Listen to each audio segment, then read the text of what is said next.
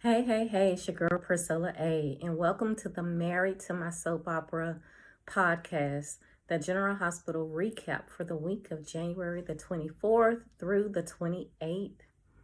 All right, y'all, so let's start with Monday. Ned and Olivia are having a nice dinner and talking to Leo, telling him that they will be renewing their marriage vows and having a wedding ceremony. And also, Ned will be officially adopting Leo. It's about time. They've been talking about this for the longest. And now that all their issues are behind them and they have truly reunited as a married couple, they're finally moving forward and taking this step. So they sit down and explain all of that to Leo. Britt is hanging out with Austin, and she actually ends up telling him the truth about Maxie planning to pretend that her baby died and tell Peter that so that she can protect Louise from Peter. Britt and Austin are getting pretty cool, you guys. Even though he got this thing from Maxie, him and Britt are really vibing. So at the end of Luke's memorial, almost everyone has left except for, Laura and Sonny. And guess who shows up from Friday? As I told you guys, Jennifer Smith shows up. You remember Jennifer Smith if you've been watching it a long, long time. She's the daughter of previous mob boss Frank Smith. So she shows up at the Haunted Star claiming she wants to know how Laura was able to move on from Luke and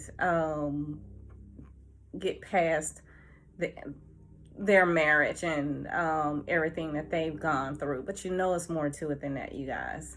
And later on, we see her having a phone call with someone and telling them that Sonny is not interested in expanding his territory to the West Coast. Now, she ran into Sonny at the Haunted Star as well, and Sonny was in the middle of a manic stage, but he had enough sense to offer her his plane so that she could go ahead and get out of town. But anyway, that's the real reason that Jennifer Smith is in town. She's obviously digging for whoever this is that's trying to move in on Sonny's territory. Victor is with Valentine, and they're having a little chit chat, and Valentine ends up showing Victor Bailey's sonogram, talking about the fact that he's holding on to it and still kind of holding on to Bailey. And Victor pays attention to the sonogram, and later on he ends up bumping into Maxie, and Maxie's sonogram of Louise falls out of her purse onto the floor, and Victor sees it, and he realizes it's the same sonogram that he just saw Valentine have. And he even looks at the back of the sonogram and sees the numbers on the back and I'm pretty sure he realizes that they're the same number. So this is not good, y'all. Not good at all. That's your recap for Monday.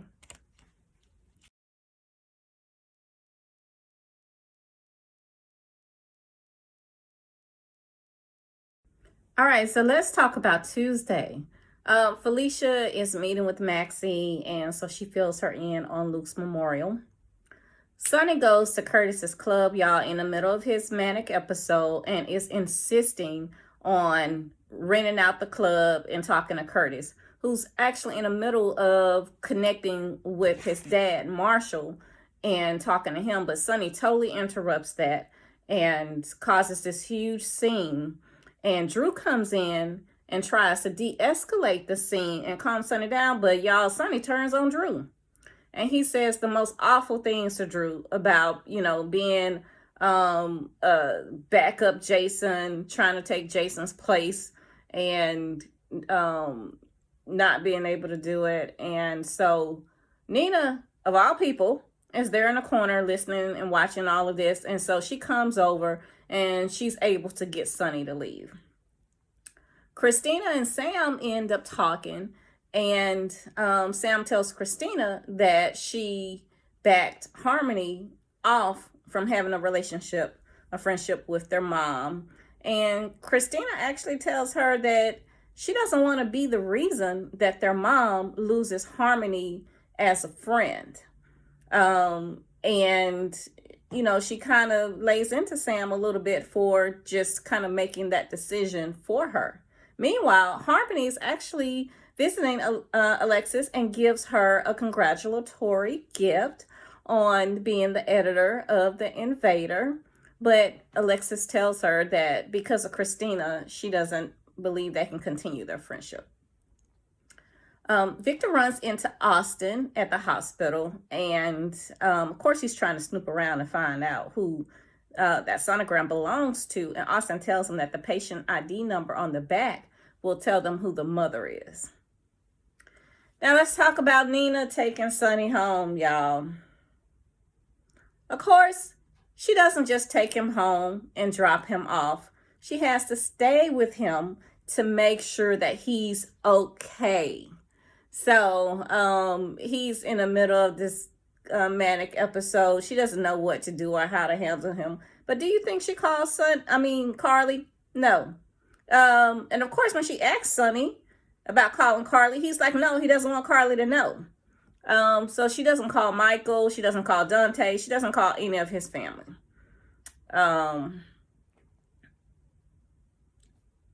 Y'all, I just don't even... It's kind of like the same thing happening all over again when she found him in Nixon Falls. Did she call anybody? No. Okay, so I'm not surprised by her behavior in this episode. Anyway, that's your recap for Tuesday, January the 25th. Prom's coming up. We're going, right? I know my good two-shoes cousin ain't giving it up. Now me on the other hand. How's everything looking? I got to be in tip-top shape for my first college game. He's one of the best quarterbacks I've ever coached. Dwayne, we need to talk about your results. Why, is something wrong? Download the Louisiana Film Channel app now and let bon ton du. So we're up to Wednesday, January the 26th. Nina wakes up at Sonny's. Yes, y'all, she spent the freaking night. Yeah, she wakes up and Sonny has not slept. He's still having his manic episode and is still quite out of it. And she is trying to convince him to refill his medication. And he's very argumentative towards her. And at one point, he actually grabs her wrist and is hurting her. And, she tells him that he's hurting her and to let her go. And if you guys know Sonny, you know that he does not hurt women. His mother was a victim of domestic violence as well as he as a child. And so that's one thing that he does not do. And so that kind of brought him back to himself some. And Nina was able to use that to convince him to go to the hospital to get a prescription for a refill on his meds. Carly and Ava are at the yoga spot that everybody seems to go to now. And Carly's actually, being pretty civil towards Ava. But then they get into it because Ava's upset that Avery spent the night with Bobby, saying that Bobby isn't really her grandmother.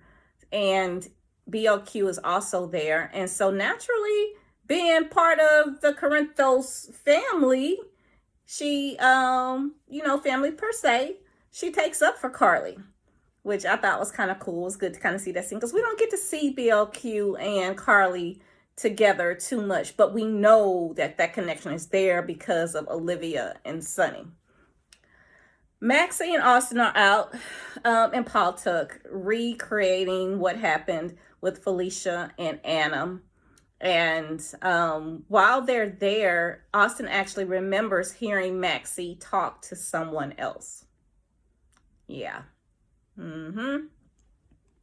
Victor accuses Britt of having Huntington's when he runs into her at the hospital. And of course, she denies it. She's definitely not going to give him the satisfaction. But, Victor pretty much knows, because that's why he was able to entice Liesl to that fake conference.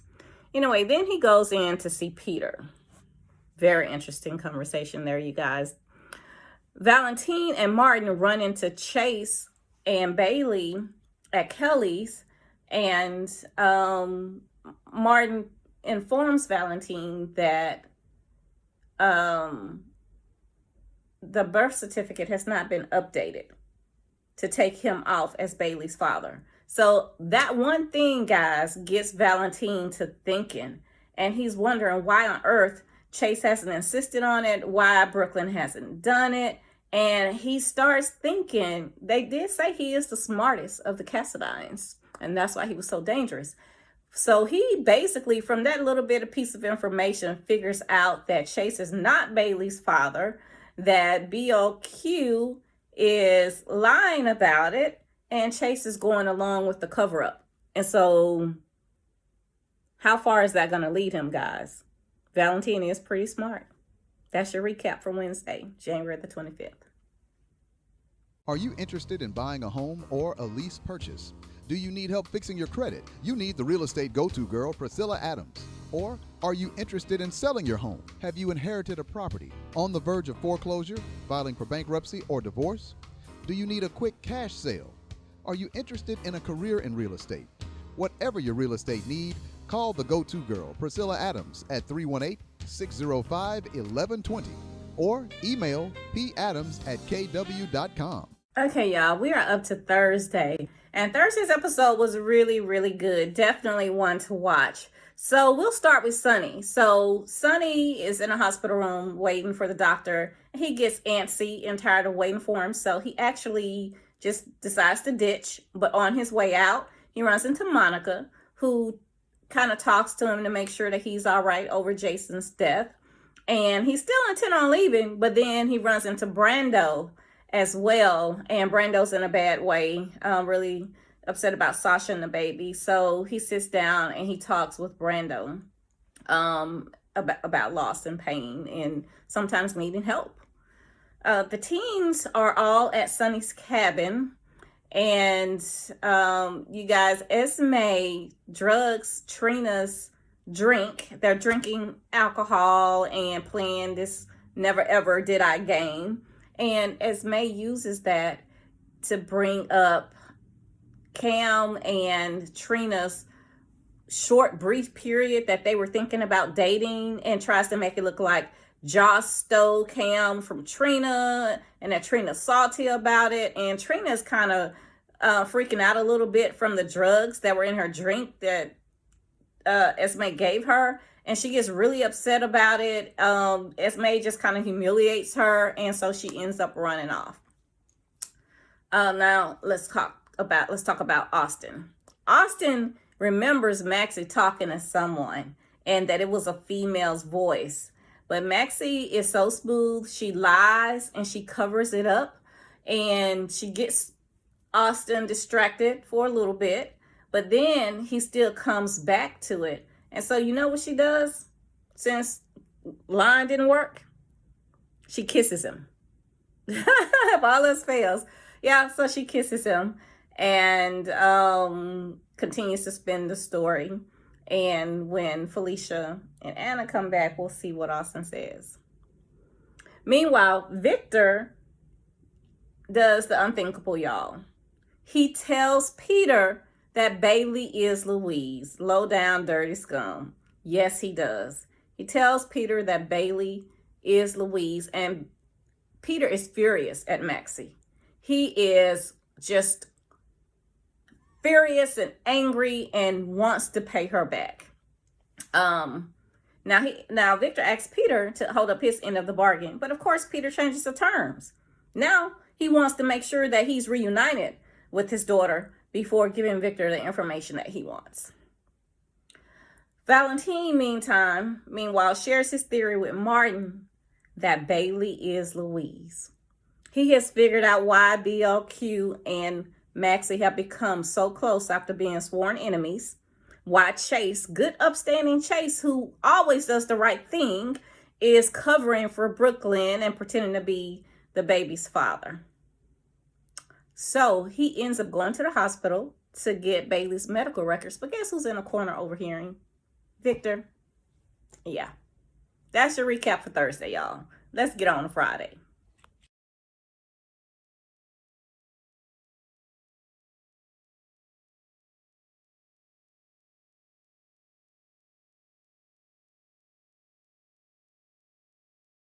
All right, we are up to Friday, y'all. So let's start with Peter. So as Peter is being escorted through the hospital, guess who he runs into, y'all? Chase, BLQ, and Bailey. And he just stares at the baby and makes some weird comment to them about how much she resembles her mother and how he never noticed it before. Yeah, it's kind of creepy. But, you know, he knows that Bailey is Louise now. And he's looking at her like a father seeing his child for the first time. They just don't realize it. Brooklyn does become a little bit suspicious, though, and wonders if Peter knows. But Chase tells her there's no way that Peter could know. Yeah. Don't ever say those words when it comes to Peter. Joss and Esme are going at it, y'all. Y'all know Joss do not play with Esme. And when Esme hurt Trina and humiliated her the way she did and tried to humiliate and embarrass her and Cam, Joss came back out there and she lit into Esme.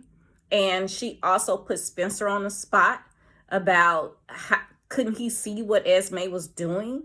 And did she plan this whole trip just to humiliate them all instead of really trying to do something nice for Spencer? And so Spencer is upset at Esme, and he's hurt that Trina is hurt. But at the end of the day, when Esme snaps her fingers and says, "Come on, let's go," what does Spencer do, y'all? Packs their bags and leaves. Yeah. Can't wait to see where this is going. I really am enjoying this storyline. Anyway, Curtis ends up having a talk with his Aunt Stella, and he asks her point blank, does she know anything about his father that she's not telling him? Because Stella is actually encouraging him not to dig into Marshall's past and to just let it go. And the upstanding Christian woman, Aunt Stella, who judges everybody else, does what, you guys? What do you think she does? We know that she knows why Marshall left and what was going on back then. But she tells Curtis that no, there's nothing that she knows. Makes me want even more what the real secret is. So Joss and Cam end up having a nice romantic night. Trina has locked herself in the room and, doesn't want to come out, wants to be left alone. So Joss and Cam make love for the very first time. But y'all, that doggone Esme is something else. She done left her phone in the room and has the camera on recording. So it records the whole thing with Joss and Cam. Yeah, that's sneaky. That's a violation.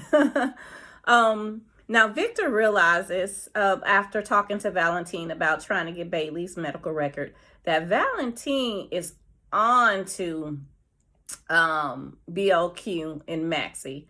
Or he knows that Valentine at least is looking for something specific in Bailey's records. So do you know what this man does? Victor ends up having Valentine kidnapped. Yeah, can you believe it? But not before Valentine leaves a message for Anna to call him because he has a lead on Louise. So that is your episode for Friday, y'all. This is a really interesting week.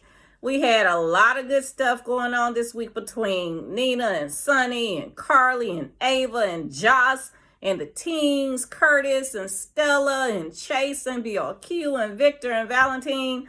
So definitely make sure you take a look. And hey, share this podcast to other GH followers or fans and people that just want to hear what's going on in Port Charles. All right, thanks. Talk to you next time.